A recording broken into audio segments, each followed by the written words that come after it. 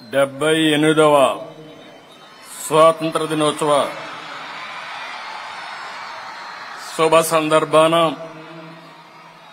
భారతీయులకు దేశ విదేశాల్లో ఉన్న తెలుగు వారికి రాష్ట్ర ప్రజలకు మనస్ఫూర్తిగా శుభాకాంక్షలు.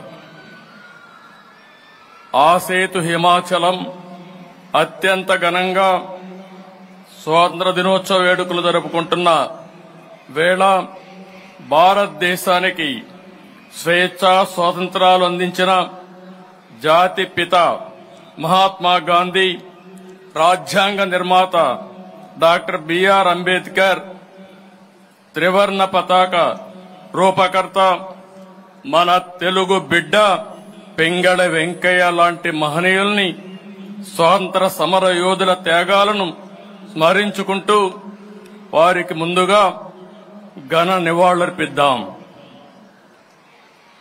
1857లో ప్రథమ స్వాతంత్ర పోరాటం జరిగిందని చరిత్ర చెబుతోంది.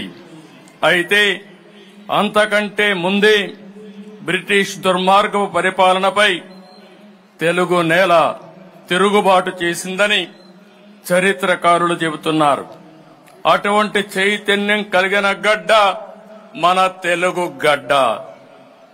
దేశంలోని తెలుగు వారంతా ఒకే రాష్ట్రంగా కలిసి ఉండాలని కలలుగన్నాం.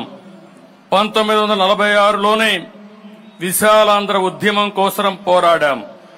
అమరజీవి పొట్టి శ్రీరాములు ప్రాణత్యాగంతో కర్నూలు రాజధానిగా 1953 అక్టోబర్ 1వ తేదీన ఆంధ్ర రాష్ట్రం ఏర్పడింది. ఆ తర్వాత 1956 నవంబర్ 1వ తేదీన హైదరాబాద్ రాజధానిగా మొదటి భాషా ప్రయుక్త రాష్ట్రంగా ఆంధ్రప్రదేశ్ ఏర్పాటు చేశారు. అనంతర పరిణామాలతో 2014లో రాష్ట్ర విభజనతో తెలుగు ప్రజలు 2 రాష్ట్రాలు ఏర్పడ్డాయి.